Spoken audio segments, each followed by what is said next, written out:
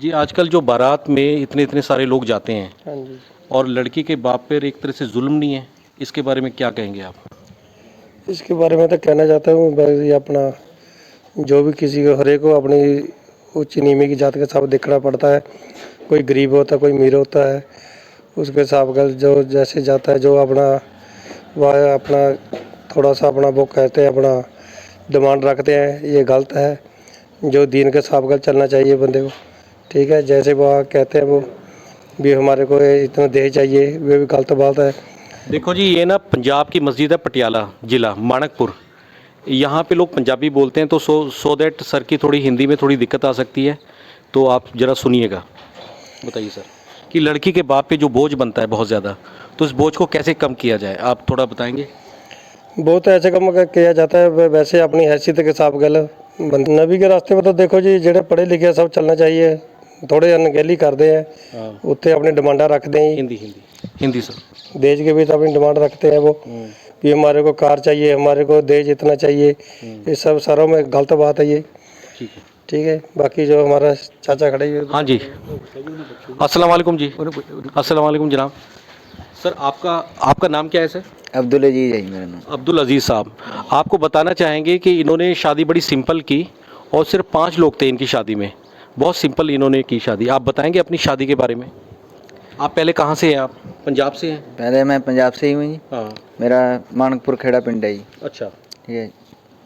आप बताएं बाकी- अपनी शादी के बारे में कि आपको ये कैसे मतलब ऐसा लगा कि मतलब मैं 5 ही लोग लेके जाऊँ या कम से कम शादी करूँ?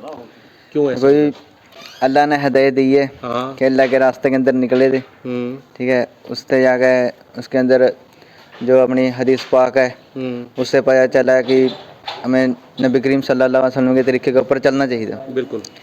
ठीक है। उससे क्या है ईमान बढ़िया, यकीन होया कि इसमें अंदर फ़ायदा है।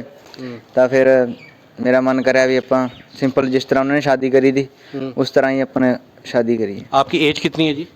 मेरे 22। 22। तो जमात में आप गए थे, जी। तो वहाँ पे कितने दिन के लिए आप गए थे? मेरे 2 बार ही लग गए, 4-4 महीने।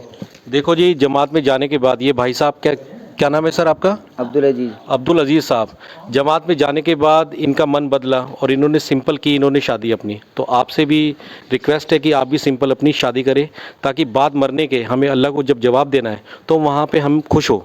आगे बात करते हैं। ये जमात में थे, 4 महीने की जमात में ही थे ये। जी जी। जब इनका निकाह हुआ वहाँ से मेरे ख्याल 15 रोज रहे थे आपके। 15 रोज रहे थे अपने हमारी जमात के। तो उसके बाद में उसको उधर ही बुला के निकाह करा के उसके बाद में फिर जमात में चला गया। 4 महीने पूरे करके आया। अब आप ये बताएं कि जो लड़की वाले के जो बाप होता है, लड़की का जो बाप होता है, उसके पास जब दूल्हा है बारात लेके जाता है और पूरी पूरी गाड़ी भर के बस भर के लेके जाते हैं, तो ये एक तरह से जुल्म नहीं है? बिल्कुल जी जुल्म है। देखो ऐसा है, जब देखना चाहिए भी कितनी हैसियत का मालिक है आगे, उसके हिसाब से बच्चे मतलब जितने बंदर जाने चाहिए, 2 या 4-5 बंदर जाने नहीं, चाहिए। उस पैसे को अगर वो बचाए, आखिरकार वो उसका रिश्तेदार है। एक रिश्तेदार का एक फ़र्ज़ बनता है कि अपने भाई के ऊपर जुल्म ना करे। बिल्कुल जी बिल्कुल। तो ऐसा नहीं है? बिल्कुल सही है, जो जुल्म ना करे उसके ऊपर। ठीक है। जो सही तरीका नबी रसूल सल्लल्लाहु तरीका है उसके तरीके पर चलें, फालतू निजारी खर्चा दो। अच्छा, आप ये बताइए सर अब्दुल अजीज़ साहब, आप ये बताएं कि हम ये जो आजकल जितना भी गलत हो रहा है कि लड़की के बाप के पास हम जाते हैं, बड़ी बड़ी बारात लेकर जाते हैं, तो उसको कैसे रोका जाए, आप बताएंगे थोड़ा सा? है अपने नबी करीम सल्लल्लाहु अलैहि वसल्लम का जो तरीका है उसके ऊपर चल के ताकि है अपनी कामयाबी है। दुनिया की कामयाबी इसी रास्ते के अंदर है और आखिरत की कामयाबी इसी के रास्ते के अंदर है कि जिस टाइम बंदा इसके ऊपर चलूगा ताकि है अपना दीन वजूद के अंदर आऊगा। बिल्कुल। दीन वजूद के अंदर आऊगा तो इसके अंदर अपना ही फ़ायदा है तो दूसरे का ही फ़ायदा है। ठीक है। और क्या है आजकल लोग क्या है अपने जो अपने घर वाली से उनके अपने ससुराल से भी ऐसी गाड़ी लूँगा या मैं ऐसी घड़ी लूँगा, ऐसी सोने की अंगूठी लूँगा या सोना, यानी जो डिमांड है लोगों की।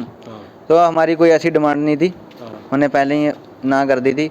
अब मैंने अपनी चांदी की मुंडी लगवाई थी उनसे, बस चांदी बस।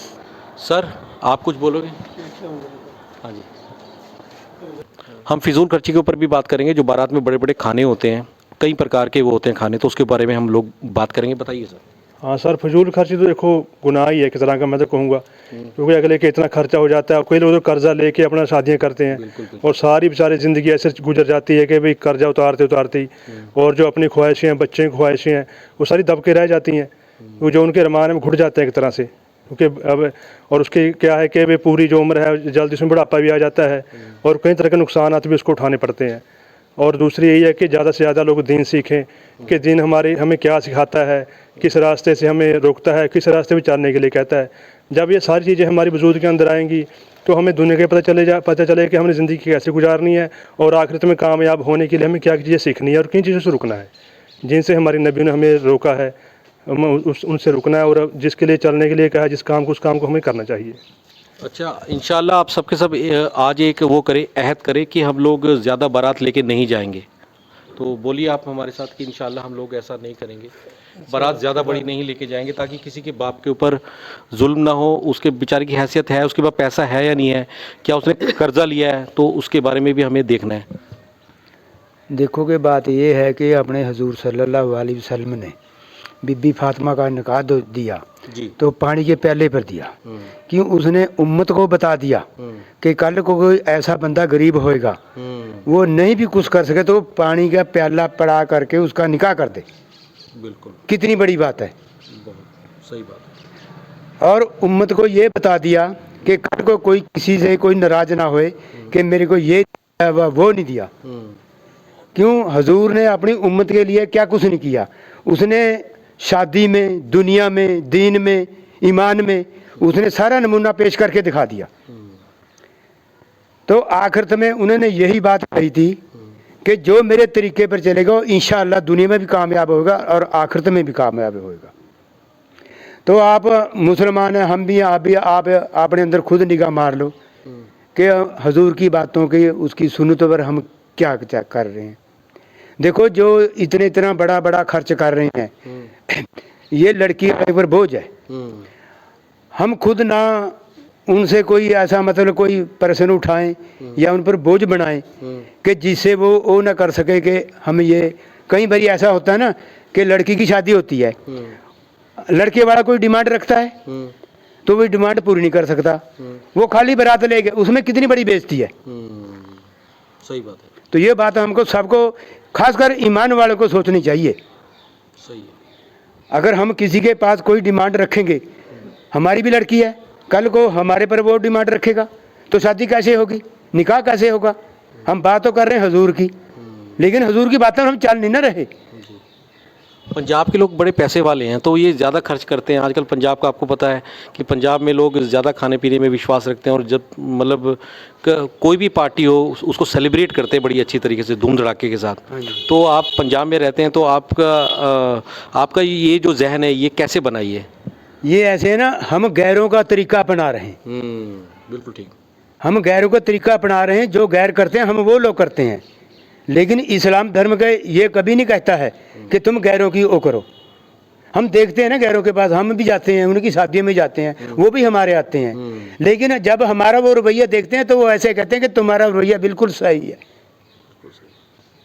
आप अपनी नौजवान पीढ़ी से कुछ कहेंगे? नौजवान पीढ़ी से, नौजवान पीढ़ी है जो हमारी, हम उसको यही हदायत देते हैं कि पहले नंबर पर वो दीन के अंदर, दायरे के अंदर आओ, इस्लाम धर्म के अंदर आओ। देखो कुरान शरीफ पढ़ो, हदीस सुनो। देखो दुनिया तो लंघ जाएगी, लेकिन हमने फिक्र करनी है आखिरत की। आखिरत की जो बंदा फिक्र करेगा ना तो उसको दुनियादारी का ऑटोमेटिकली पता चल जाएगा कि मैं दुनिया में क्या करना है। तो मैं नौजवान पीढ़ी को यही कहूँगा, देखो ना दहेज लो ना दो, ठीक है, ठीक है। हुजूर के तरीके पर चलो, उसकी सुन्नत को जिंदा रखो, ठीक है। इसलिए हम कामयाब हो जाएंगे, दुनिया में भी और आखिरत में भी होंगे। ठीक है जी, बहुत बहुत शुक्रिया आपका।